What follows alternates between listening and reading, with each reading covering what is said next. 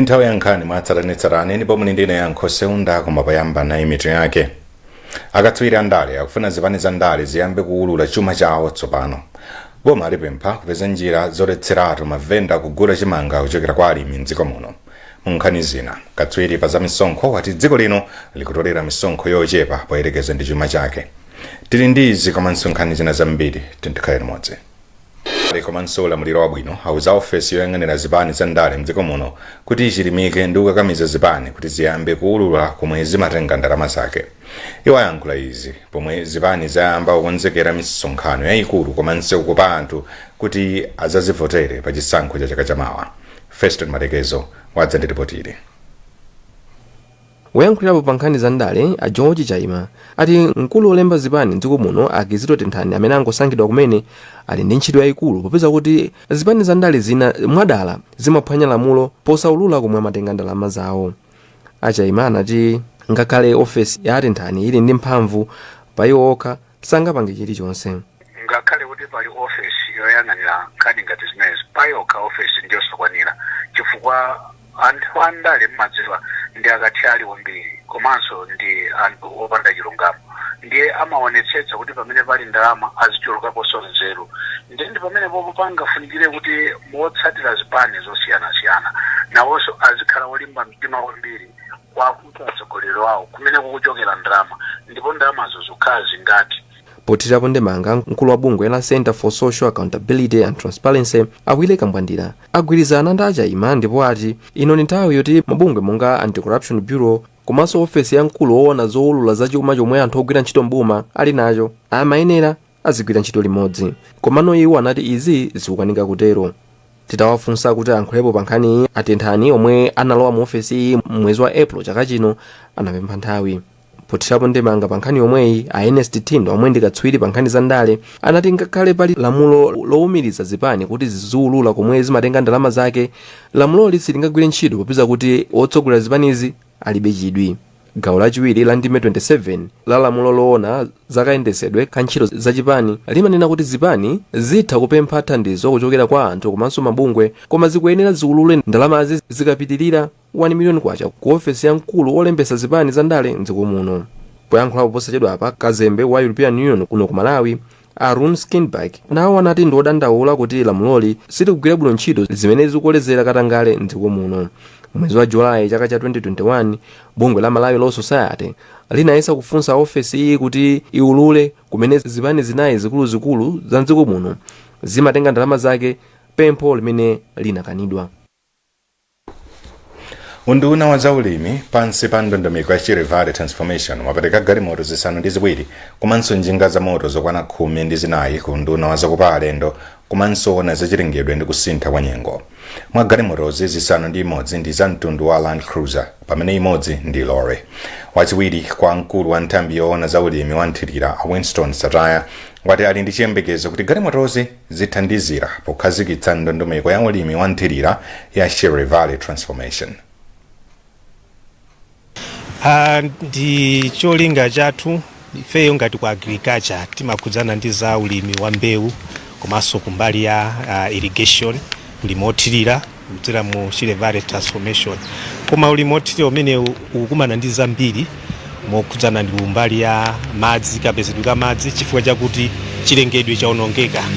Ndipo pa chifukwa ichi tikugwira limodzi ndi magawo onse amene ali okhudzidwa ndi nkhani yokhudzana ndi zachilengedwe monga department yaona za nkhalango komanso yaona za nyama ngakhalenso za ulimi wa somba. Ndipo pa chifukwa ichi tinaona kuti tikagwirana manja anzathu akatithandizira kuteteza chilengedwe ndi kuti ifeyo ulimi wothirira sungativute. Pempho kwa ife ndi wakuti agwiritse zipangizo zimene zimosamala. Kwa ife taona kuti ndi zipangizo ni magalimoto olimba amene oti ngati tingasamale tikhozotenga nthawi yatali tikuagwiritsa ntchito. Mama ake mkulu woona za nkhalango Titus Zulu adathokoza kamba kathandizoli. Mawathu ndachisangalalo kupambana chifukwa takhala ndi mavuto akulu okhudzana kwenekwene ndi kuteteza nkhalango zimene zili zaboma, tene kuti zachilengedwe, nkhalango zimene zili zaboma zimene zili kuzochulukira munthu kunena za Kuneno, Mwanza and Nsanje. komanso zithandiza kwambiri potengera kuti anthu athu amene amakhala alangizi azitha kuyenda ndi kuwafikira anthu alimi kuti azipeza phindu kuchokera kuzachilengedwe zimene zilipo, komanso athandizire kuteteza nkhalango ndi zachilengedwe zimene maderawo akuzungulira, kotero kuti thandizo limeneli tikudziwa kuti litithandiza kwambiri. Komiti ya nyumba ya malamulo yoona zachilengedwe ndi kusintha kwa nyengo yati ndiyokhutira ndi mmene ntchito ya Malawi Watershed Services Improvement Project ikukwaniritsa zomwe ikuchita malinga ndi ndondomeko yake. Wapampando wa komiti Awirani Chilenga ndi yemwe wanena izi pamene komiti imayendera zina mwa ntchitozi maboma Zomba ndi Nchewu. Zambiri mulipoti la Kondwani Muhone lomwe awerenga ndi Alvis Hoahoa. Polankhula ndi anthu ku Zomba, Achilenga anati ngati komiti akambirana ndi akuluakulu oyenera kuti athandize alimi powonjezera mtengo wa zokolola monga uchi. Ntchitozi tikuziona kuti ndi ntchito zabwino kwambiri zimene amwasipi akupanga. Sitikunena kuti kupasa anthu zinthu ndi kulakwa yayi, koma tiyelekeze anthu akaguliridwa mbuzi. Project ikatha sazakumbukira yayi, koma akamangiridwa damu kapena kuphunzitsidwa sukulu, zinthu zimenezo azakumbukira moyo wawo wonse komanso zidzathandiza dziko. Komiti ikombe inayendera ntchito zakasamalidwe kabwino ka nthaka ndi madzi komanso njira zabwino za ulimi zomwe zinachitika ku Zomba. Mmodzi wa akuluakulu ochokera ku Department ya Nthambi yoona za malo ndi nthaka yemwe akugwira ntchito pansi pa bungwe la MWASEP a Joseph Kachengalazi wati kupambana kwa project iyi yomwe yatsala pang'ono kutha ikupereka chithunzithunzi chabwino chifukwa pafupifupi theka la zolinga zomwe idayambitsidwira zakwaniritsidwa. Pamene timayamba ntchito za project imeneyi tinakoza mlingoti tikwaniritse 45,000 hectares. Panopa pamene tikukamba panopa ndi kuti tagwira ntchito pa ma hectares opitirira 22,000 imene tikuyandikira kuti tidutse theka la mlingo umene tidakoza. Komanso tikatengera nthawi imene tinayamba project panopanso tili pa katikati pa ntchito zonse za project chimene zikulimbitsa mtima kuti tikamadzafika nthawi yomalizira ntchito zonsezi mu 2026 tidzakhala kuti ntchito zonse zimene tinakoza kuti tigwire tazikwanira. Mfumu yaikulu Mlombe ayamikira ntchito imene ikugwiridwa pansi pa bungwe la MWASEP ponena kuti yathandiza anthu amudzi wawo kukhala ndi chidziwitso chomwe chathandiza kusamalidwe ka nthaka ndi kuchulukitsa chakudya. Zimenezo zimene zatitetezera kwambiri monga mukudziwa kuna kuti dalangali ndi kuphiri mmene mukuonera. Ndiye ngati osapanga maswali ndeno kuti nthaka ende chaka china chilichonse zikhale kukokoloka. Koma kubwera kwa MWASEP kusonyeza kuti nthaka ija tayikhala ngati kuti tayisintha. Ndeno kuti ngati malo amene pafuna kuti tisakolole msiku ano tikukolola kubwera kwa MWASEP. Ndi chinthu chimodzi chimene tikuyamikira kwambiri. MWASEP ikufuna kuthana ndi mavuto omwe dziko lino limakumana nawo chifukwa cha kuonongeka kwa zinthu zomwe akuti zafika poyipa kwambiri m'madera ambiri m'dziko muno.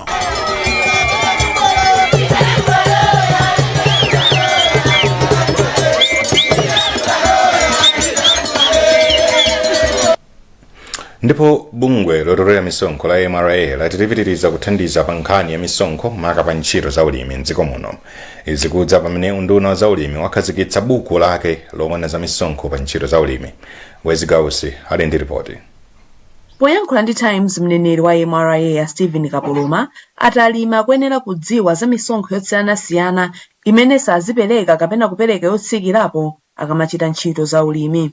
Iwo ati nthambi ya MRA ndiyokhozeka kugwira ntchito ndi anthu ochita za ulimi m'dziko muno ndi cholinga chofuna kutukula ulimi m'Malawi. Chifukwa choti tagwirizana pamodzi tikuthana kupanga zinthu zimene bungwe palokha ngati la MRA kapena unduna paokha sungakwanise. Ndiye tikukhulupirira kuti kupita msogolo muno taphunzirapo kuti tiye tizigwirani ntchito limodzi. Choncho tiyambano mwinanso kupitanso madera ena pamenenso akufunanso azizindikira kuti kodi kumeneko misonkho inatsika nditi kuti nawonso apite pasogolo pa malonda awo komanso pa bizinesi yawo. Nduna ya zaulimi Asamukawale ati makampani oona zachuma monga mabanki komanso ena ndofunikira kwambiri kugwirana manja ndi alimi kuti ulimi utukuke m'dziko muno. Ubwino wa process imene tatenga timakambirana ndi timamva kaye kuchokera kwa alimi ndi ifeyo timaziunikira ku unduna wathu tisanapite ku unduna wa zachuma kuti tikamakhala ndi malamulo kapena tikamaunikira kuti ichi chitsike chichoke tisamamupsinje mulimi uja. Komanso timaonetsetsa kuti tikamatsitsa kapena kumachotsa malamulo ena dzikoso lisabwerere mbuyo pa nkhani ya zachuma. Pakadali pano andunawo ati ntchitoyi ndofunikira kwambiri makamaka pofuna kukwaniritsa masomphenya a dziko lino a Malawi 2063. Boma alipempha kuti liyike chidwi choletsa mavenda kugula chimanga kwa alimi mdziko muno. Wapampando wa komiti ya ulimi ku nyumba ya malamulo Asimiye Suleiman wati izi zingathandize kuti boma kudzera ku nthambi zake ligule chimanga chokwanira. Pemphero Malimba ali ndi ripoti.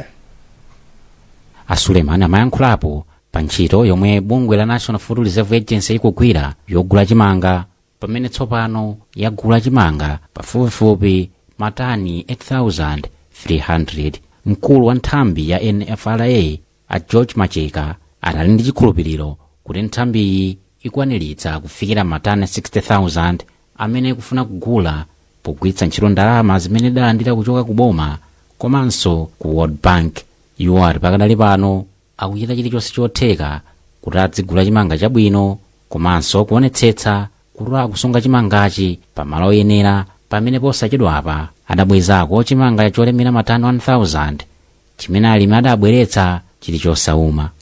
Ndezimene zozo tikupanga pano komanso sabata iliyonse lolemba anyamata amapita kunkhokwe kucha kukayeza kuti kodi chimanga chilipo chotani, komanso munkhokwe mucha mukutentha bwanji, komanso ngati muli madzi kuti alowera pati, zonse zicha kukonza zisazachitikeso zomveka kuti chimanga chaonongeka. Suleiman ati ndikofunika kuti boma liletse mavenda akugula chimangachi ndi cholinga choti nthambi zake monga NFRA komanso ADMAC akwanitse kugula chimanga chokwanira.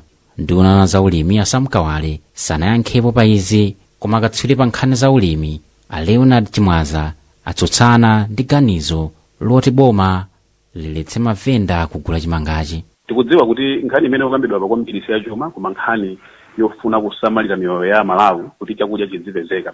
Koma chofunika nchonena kuti no NFRA ndi ADMAC ingokhala ndi ndondomeko zabwino zoonetsetsa kuti kodi chimanga chimene chatha kuchigula motani, atha kuchonkhesa motani, komanso atha kuchisunga motani. Ripoti la Malawi Vulnerability Assessment la chaka chino likuonetsa kuti anthu pafupi 4.2 miliyoni ali pa chiopsezo cha njala m'miyezi ya Juni mpaka Septemba chaka chino.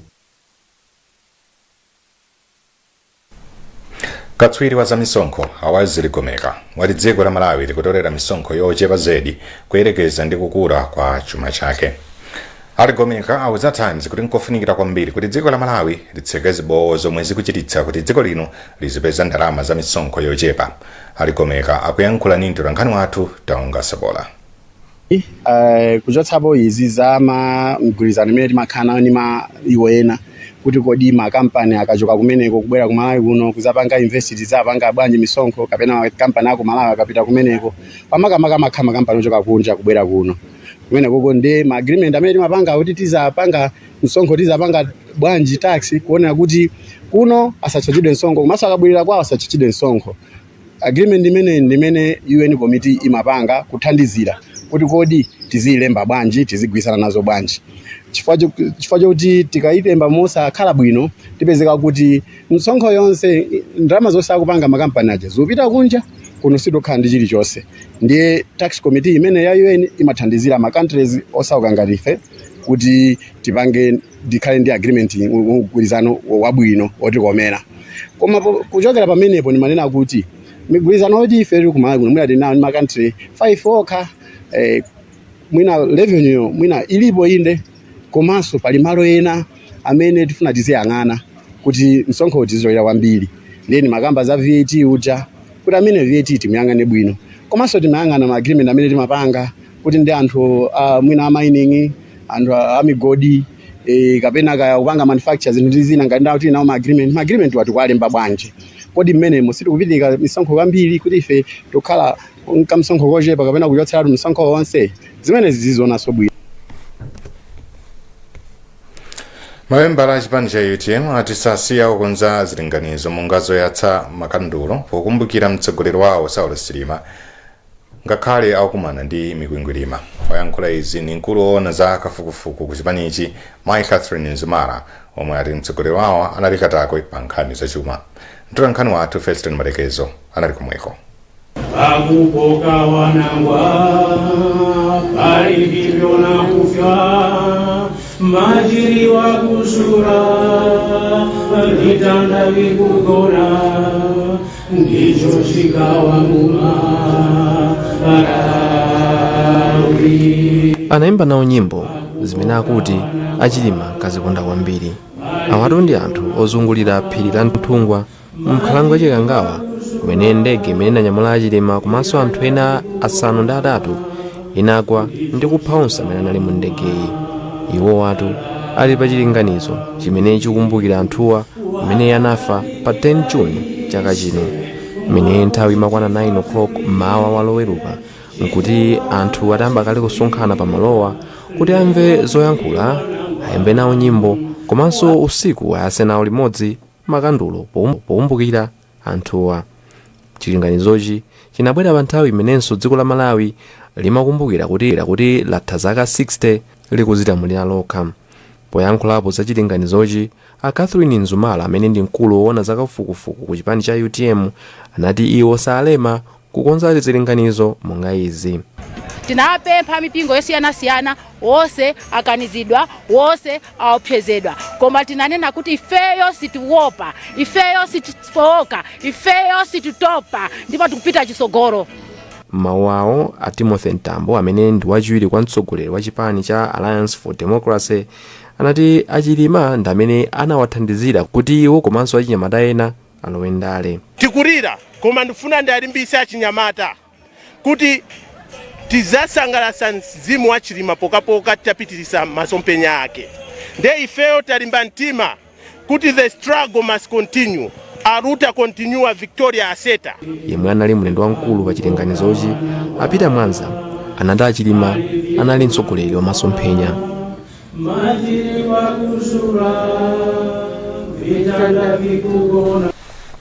Tipitiriza wapasirani nkhanizi mukatha kuonera izi. Wawa pili wawa mwene amwe mukuoneka udandaula bwanji weniweni. Mwene sabatalata ndinapita kukatenga ndalama pa ATM. Nditapanga dongosolo lonse lotenga ndalama pa ATM zinaonetsa kuti ndalama zachoka kwa akaunti yanga. Komano pa ATM sizinatulutsa. Ndiye ndinapita kukapereka dandaulo ku banki. Komano mpaka na pano sakundipasa chithandizo. Ndiye mbale wanu netu ndalama ndiye yandivuta maluza kundimenya osati masewera ndese ndikuziwa kuti ndipange bwanji. Mbale wanga ndithu mbale wanga ndiye kudandaula konseko. Koma chimwene kodi sukuziwa kuti uli ndi ufulu wakadandaula ku banki yayikulu mdziko muno yotchedwa Reserve Bank of Malawi ngati sunathandizidwe kapena ngati sunakhutitsidwe ndi thandizo limene walandira kuchoka ku bungwe limene umapanga nalo zachuma, monga osunga ndi kubwerekesa ndalama ngati mabanki, mabungwe ang'onoang'ono obwerekesa ndalama, masako a insurance, a pensioni, ogulisa masheya, komanso makampani olandira ndi kutumiza ndalama kupyolera palamya. Ndiye tandifotokozeni kuti zimakhala bwanji dongosolo lake. Chimene ndikuwuzeni choyambirira umayenera ukapereke dandaulo lako ku bungwe limene umagwira nalo ntchito la za ndalamalo. Ngati iwe sukuti lako linachitika ku banki, ndikuti dandaulo lako lipita ku nthambi imene imaona za anthu odandaula ku bankiko. Apo ayi munthu akuwayimbira foni ndipo akuthandizani. Ngati simunakhutitsidwebe ndi thandizo lomwe mwalandira ku bungwelo, kadandauleni ku banki yayikulu mdziko muno Reserve Bank poyimba foni mwaulere pa nambala ya TNM komanso Airtel ku 459 kapena kutumiza uthenga ku complaints-handling@rbm.mw. Dziwani kuti ndi ufulu wanu kudandaula.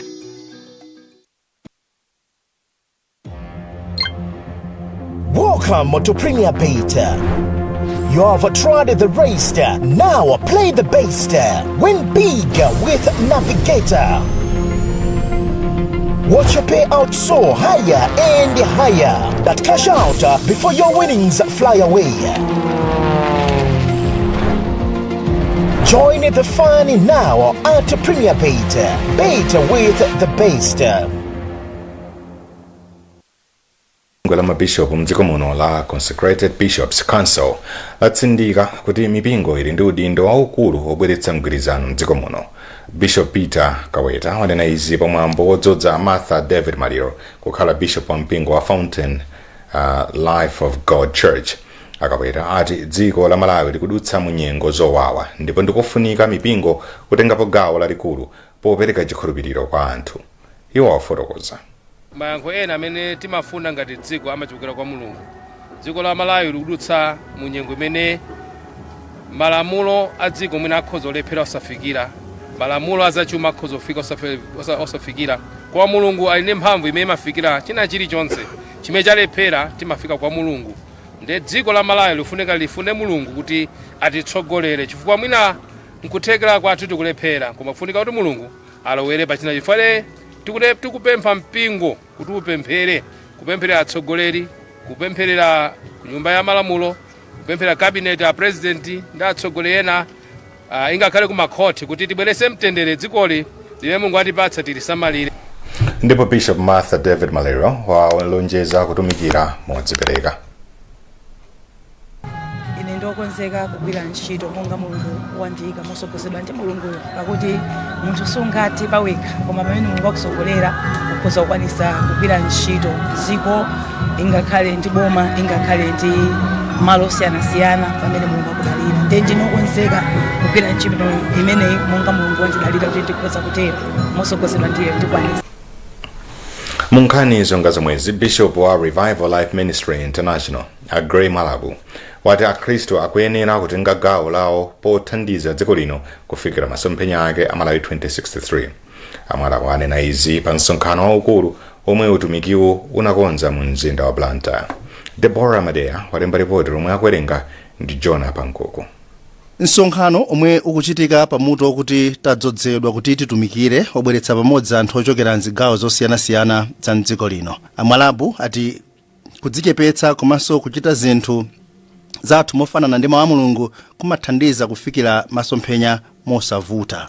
Nkhani yaikulu yomwe idakhala tikuyitsindika mu msonkhano umenewu choyambirira ndi kufunika kwa wina aliyense wa ife kudzichepetsa pamaso pa Mulungu. Ifika mawu Mulungu amanena kuti tikadzichepetsa Mulungu adzatikwenza. Chomwecho tikadzichepetsa chomwecho zimatithandiza kunoti miyoyo yathu ikhale chindunji ndi zikhumbokhumbo za Mulungu, komanso zimatithandiza kunoti wina aliyense wa ife tite kuzindikira ntchito yapaderadera yomwe Mulungu afuna noti tikayigwire. Fa tikazindikira zimenezi wina aliyense wa ife ngati munthu zitithandiza tonse pamodzi tsono ngati dziko ngati Malawi kuti masomphenya athu a Malawi amene tikumufuna aja akhale enieni. Mawu ake mlembi wamkulu wa utumikiwu Angel Ntipe Mnyambeni wati anthu akuyenera kusintha kaganizidwe kawo kuti tifikire masomphenya a Malawi 2063.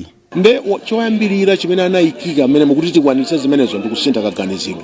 Kutanthauza zonena kuti tikapa zinthu zatsopano ukamayira zinthu mmene umaganizira kale zivura kuti ukwanitse zatsopano zija. Nde Mulungu waruza kuti kulowa direction yatsopano chimodzimodzi ngati imene president auruzana kuti tikulowera uku ngati Malawi kuti tichite bwino tiyeneranso kuganiza mose ifenso ngati mpingo tiundudi ndo umenewo kusintha kaganizidwe kathu kuthandizira boma kuti tikwanitse bwanji masomphenya a boma limene lili. Msonkhanowu omwe unayamba lachisanu pa 5 Julayi wachitika kwa masiku atatu.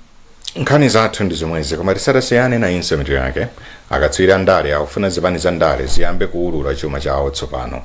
Boma alipempha kupeza njira zoletseratu mavenda kugula chimanga kuchokera kwa alimi mdziko muno. Munkhani zina akatswiri pa za misonkho wati dziko lino likutolera misonkho yochepa poyerekeza ndi chuma chake. Munali ndine Yankho Seunda.